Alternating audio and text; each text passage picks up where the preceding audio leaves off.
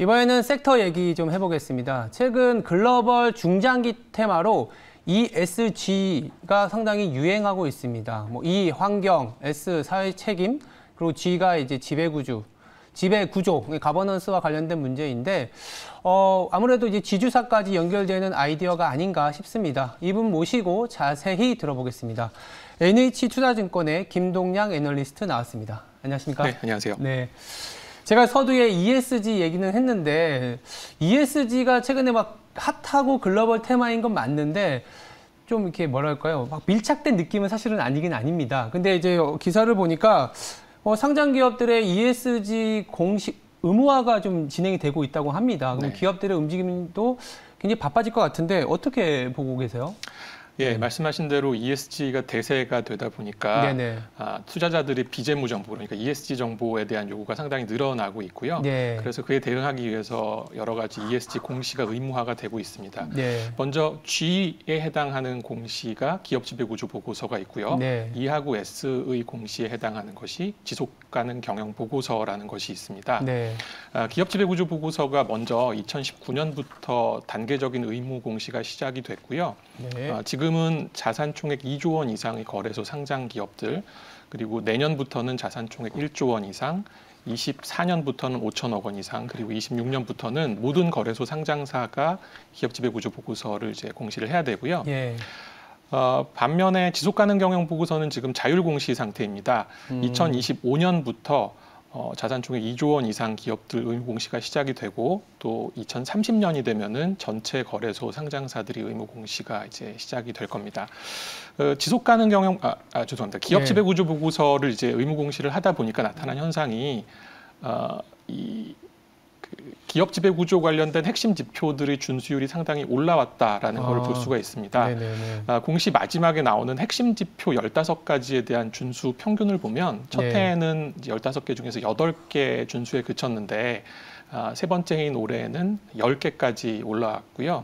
이게 이제 앞으로 범위를 확대해서 자산 총액 1조 원 이상, 5천억 이상 이렇게 기업들로 확대가 되면 이들 기업들도 전반적으로 기업 지배 구조 관련된 제도들을 잘 갖추고 이렇게 될 걸로 보입니다. 네. 반면에 지속 가능 경영 보고서는 지금 공시하는 기업들이 뭐 한 130개 정도 대기업 위주로 하고 있습니다. 네. 왜 그러냐면 이게 공시하는데 돈이 좀 많이 들어가고요. 비용이 많이 들죠. 예. 네. 그리고 또 막상 열심히 이제 작성을 해놔도 기업 간에 비교해서 좀 보기가 쉽지가 않은 그런 이슈가 있어요. 그래서 ESG 기준을 제시하는 여러 이니셔티브들도 요거를 좀 통일하기 위한 협업을 하고 있고요. 또 제일 중요하게는 IFRS 회계 기준을 만든 IFRS 재단에서 이거를 기존의 그 재무회계 공시 시스템 안에 끌어들이기 위한 작업을 하고 있습니다. 그래서 조만간 좀 더 간편한 공시가 나오면 기업들의 공시가 좀 더 쉬워지지 않을까 이렇게 보고 있습니다. 말씀하신 것처럼 의무화가 되면 결국에는 공시를 통해서 투자자분들은 ESG와 관련된 기준, 이걸 통해서 또 기업을 발굴할 수 있는 하나의 잣대가 될 수 있다는 생각은 드는데 그래도 ESG와 관련된 거에서 그래도 좀 눈여겨봐야 되는 포인트가 있을 것 같아요. 그거 한번 말씀해 주시죠. 사실 뭐 대놓고 얘기는 안 하지만 다 이제 기업들도 그렇고요. 투자자도 그렇고 똑같이 보는 건 등급입니다. ESG 등급입니다. 그러니까 기업들이 ESG 경영 체제를 도입하는 여러 가지 목적이 있지만 궁극적으로는 이 기업의 가치를 올리겠다라는 게 가장 큰 목적이고요. 그러기 위해서는 투자자로부터 선택을 받는 게 굉장히 중요하죠. 그리고 투자자는 ESG를 근거로 해서 기업을 선택할 때 당연히 ESG 등급이라는 거를 이제 기준으로 해서 보게 되는데 평가 기관 굉장히 많습니다. 뭐 전 세계적으로 600개가 넘는데요. 우리나라에는 대표적으로 거래소 산하에 있는 한국기업지배구조원 KCGS라는 기관이 있고요. 여기 평가는 대체로 이제 공시를 많이 하고 또 제도가 좀 잘 갖춰져 있는 대기업들한테 좀 유리하다, 이런 평들이 있습니다. 그리고 기업들이 작년 올해부터 시작해서 이런 ESG 경영 체제를 열심히 도입하고 또 ESG 등급을 높이기 위한 노력을 막 하다 보면 제가 보기엔 한 3, 4년 정도 있으면 대기업들 위주로 해서 ESG 등급이 상향 평준화되는 게 가장 큰 문제가 아닐까. 이게 이제 문제라고 말씀드리는 이유는 네. 투자자 입장에서 보면은 이제 선택을 해야 되는데 네. 점수가 다 높으면 이 중에서 이제 옥석 가리기 하는 게 좀 이슈가 될 수 있을 것 같고요. 네. 만약에 그렇게 된다 그러면 ESG를 저해하는 사건, 이걸 이제 컨트러버시라고 하는데요. 네. 컨트러버시가 좀 적은 기업들, 반대로 베스트 인 클래스라고 하죠. 좀 남들이 지키기 어려운 기준을 잘 지키는, 이를테면 지금 집중 투표제 같은 경우는 기업들 도입률이 상당히 낮은데 네. 이런 걸 도입한 기업들이 좀 돋보이면서 투자자의 선택을 받을 수 있지 않을까 이렇게 보고 있고요. 네. 제가 너무 원론적인 말씀만 드렸는데 기업들의 움직임을 보자면 지금 그룹별로 보면 SK그룹, 포스코그룹이 이전부터 ESG 경영이 좀 앞서 있었고 그 결과로 등급이 좀 전반적으로 좋게 나오고 있고요. 네. 재작년에 현대차그룹이 뭐 엘리엇과의 사태를 겪고 이제 승계 체제가 되면서 좀 많은 개선이 있었고 작년에는 LG그룹이 좀 많은 개선이 있었습니다. 예, 알겠습니다. 이게 ESG 등급을 높이기 위한 방법들이 굉장히 많을 거고 기업들마다. 그리고 이제 ESG 하다 보니까 이제 지주사도 담당하시잖아요. 그래서 네. 거버넌스 하면 우리나라는 또 지배구조와 관련된 얘기를 안 할 수가 없어요. 그래서 질문이 좀 튈 수도 있겠지만 한편으로 또 투자자분들이 굉장히 궁금해하는 부분이거든요. 뭐냐면 삼성의 지배구조는 지금 어떻게 돼가고 있는지. 왜냐하면 이재용 부회장께서 이제 가석방으로 이제 나오셨으니까 네. 이게 또 어떻게 또 많은 흐름이 있지 않을까라는 고민과 궁금증이 있거든요. 한번 말씀해 주세요. 예, 저도 굉장히 궁금한데요. 네. 예, 기본적으로 삼성그룹의 소유구조, 지배구조는 네. 그 규제 환경을 위배하는 게 하나도 없습니다. 네. 뭐 금융과 비금융이 같이 섞여 있긴 하지만 2019년도에 순환출자도 다 끊었고, 그래서 뭐 아무것도 안 해도 사실 문제가 없고요. 네. 뭐 이전에 지주회사 전환 관련된 기대감이 좀 있긴 했는데.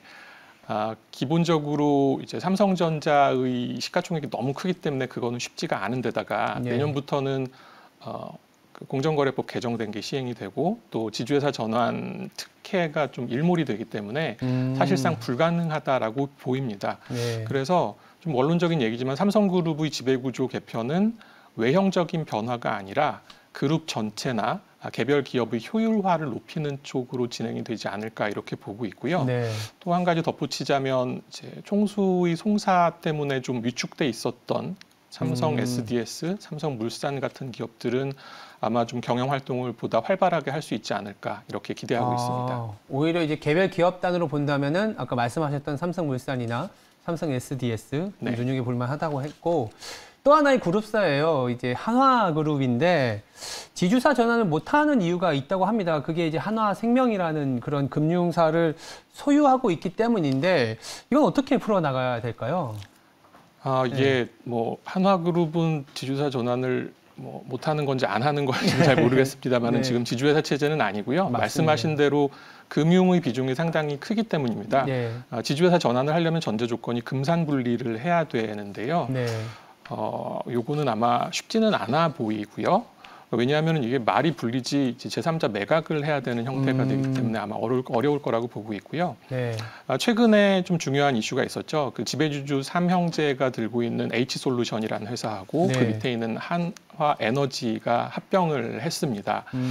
앞으로의 행보는 이 합병된 H솔루션 한화에너지의 가치를 좀 키워서 상장을 하고 상장한 이후에도 가치를 좀 키워서 한화하고 합병을 하는 걸 통해서 지주회사격인 한화에 대한 지배주주 일가의 지배력을 좀 더 높이는 방향으로 가지 않을까 이렇게 보고 있고요. 네. 그러니까 이것과는 별개로 사업 포트폴리오상으로 굉장히 특색 있는 그 수소 및 태양광의 신재생 에너지 사업은 아마 이제 한화솔루션이 주도를 할 거고 또 우주 산업은 한화에어로스페이스가 계속 주도하는 그런 모습은 뭐 지배구조 개편과 별개로 계속 진행이 될 거다라고 보고 있습니다. 네, 한화. 그러면 이제 저희가 아까 삼성, 한화 이렇게 지주사나 아니면 지배구조와 관련된 얘기 좀 들으셨는데 지주사를 담당하시는 분 입장에서 그럼 지금 좀 약간 눈여겨봐야 되는 지주사가 있을 것 같아요. 그거 한번 말씀해 주시겠어요? 예, 뭐 지주회사가 사실 다 쌉니다. 들여다보면 다 네, 싼데 네. 이제 그 중에서도 특히 더 싸면서 이제 지금 시점에 어떤 이벤트들을 앞두고 있는 지주회사로 두산하고 LG를 말씀을 드리겠고요. 두산과 LG. 네. 네. 두산은 이제 다 아시는 것처럼 재무구조 개선 약정을 이행 중입니다. 네. 마침 잘 되고 있어서 네. 산업은행, 수출입은행한테 3조 원을 빌렸는데 지금 1.5조 원 다 갚았고 이제 9월 달에 나머지를 갚고 이제 졸업을 하느냐, 완전 졸업을 하느냐 아니면 그 금액을 줄여서 조금 연장을 하느냐 뭐 이런 의사결정을 해야 될 것 같습니다. 네. 두산이 직접 돈을 빌린 건 아니지만 자회사인 두산중공업이 이제 당사자이기 때문에 그 담보를 섰습니다. 보유하고 있는 두산중공업 지분 전체를 이제 담보로 제공을 했는데 만약에 9월 달에 이게 이제 완전히 졸업한다 또는 이제 축소가 된다 그러면 제공하고 있는 담보가 없어지거나 이제 많이 축소가 될 거기 때문에 네. 뭐 그런 거를 감안을 했을 때 지금 두산의 밸류에이션 그러니까 순자산 가치 대비 할인율은 70% 정도 됩니다. 그러니까 지금요? 예, 30% 선에서 거래가 되고 있다는 원래 거죠. 통상적으로는 어느 정도 NAV 대비 할인율이라 그러잖아요. 그게 이제 통상적으로는 뭐 30-40% 정도를 얘기했었는데 예, 그건 벌써 오래전 얘기고요. 지금은 그래요? 이제 코로나 사태 이후로는 좀 많이 어그러지고 확대가 됐는데 그 중에서도 좀 독보적으로 이제 저평가돼 있다라고 볼 수가 그래도 있습니다. 많이 할인돼서 거래되고 있네요. 네. 예, 그런데도 불구하고 좀 관심들은 별로 없으시죠. 네. 사업자 회사에 워낙 주가 상승이 워낙 가파르다 보니까 거기에 또 관심 가는 것 같습니다. 예, 그런 부분도 있는 것 같습니다.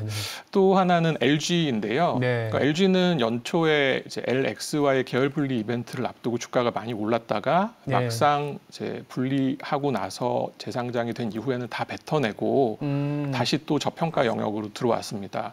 그러니까 이유를 생각해 보면 이제 인적 분할은 끝났지만 대주주 간의 주식 교환이 아직 남아 있고 예. 그것의 불확실성이 조금 생각보다는 안 좋은 방향으로 작동을 한 게 아닌가 싶은데요.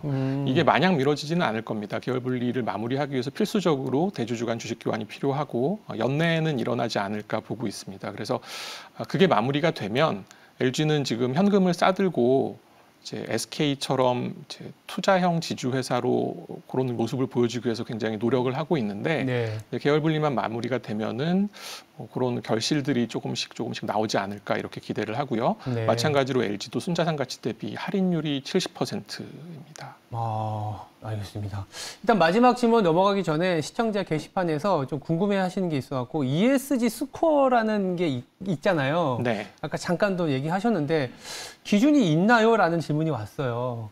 그래서 예, 기준이 당연히 있고요. 문제는 기준이 너무 많은 게 그러니까요. 기준입니다. 지금 정립이 안 돼 있잖아요. 그러니까 ESG라는 게 커버하는 영역 자체가 워낙에 넓기 때문에 그렇죠. 그렇고요. 네. 이제 보통 뭐 평가사들마다 평가 지표로 적게는 한 50가지, 많게는 뭐 한 200가지 정도 지표를 가지고 점수를 일일이 다 매기게 되는 거고요. 네.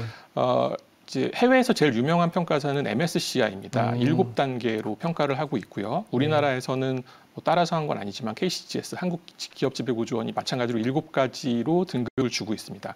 그러니까 스코어가 있고 그 스코어를 바탕으로 해서 레이팅, 그 등급이 또 따로 있는데요. 보통 이제 레이팅을 가지고 많이 얘기를 하고요. 해외에서도 문제가 되는 거는 평가사는 많은데 등급이 제각각이다. 그러니까 똑같은 회사에 대해서 A라는 평가사는 최고 등급, B라는 평가사는 최저 등급을 주는 경우도 있습니다.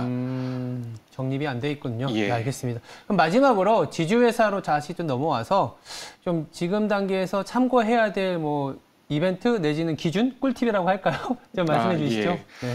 사실 지주회사 밸류에이션은 보통 순자산 가치 대비 할인율을 많이 말씀을 드리고 있습니다. 네. 근데 앞서도 언급드렸지만 과거에는 이게 20에서 40% 사이 왔다 갔다 했는데 네. 지금은 그 밴드를 벗어나서 뭐 어디까지 거의 아까 70%까지. 그러니까 지금 평균적으로 한 50-60% 정도 되고 네. 좀 튀는 뭐 두산이나 LG가 70%인데요. 네.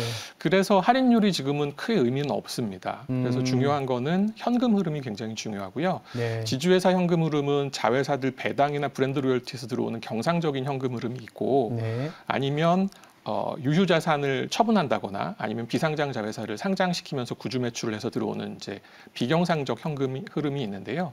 요 경상적, 비경상적 현금 흐름이 많아야 이걸 가지고 신규 사업에 투자를 하고 걔를 잘 키워서 또 상장을 시키면서 돈이 들어올 수 있는 선순환이 되기 때문에 예. 이게 잘 돼 있는 지주회사. 현금 흐름이 좋은 지주회사는 저희는 삼성물산, LG 뭐 이렇게 보고 있습니다. 결국 이제 어떻게든 지주회사라는 건 자회사, 사업자회사에서 올라오는 배당, 아까 또 이제 원래 자체 사업도 있고 네. 아니면 비경상적인 걸로 인해서 어떻게든 캐시플로우, 현금 흐름이 유입이 돼야 나중에 또 성장으로서의 어떤 가능성을 도모할 수 있다. 이렇게 얘기하셨는데 LG와 삼성물산에 대한 얘기를 하셨습니다. 알겠습니다. 저 전략하는 입장에서도 사실 궁금했었던 게 그거였거든요. 지주사는 항상 사업자 회사가 막 오를 때는 오르지 못하다가 뭔가 약간 이제는 뭐 찾을 거 없냐? 이렇게 했을 때 많이 싼데? 이렇게 했을 때 지주사 많이 보더라고요. 네, 타이밍적으로는 지금 좀 좋은 거 아닌가라는 그런 개인적인 생각도 갖고 있습니다. 알겠습니다. 굉장히 좋은 말씀 많이 들었고요. NH투자증권의 김동량 애널리스트였습니다. 네, 감사합니다. 네, 감사합니다.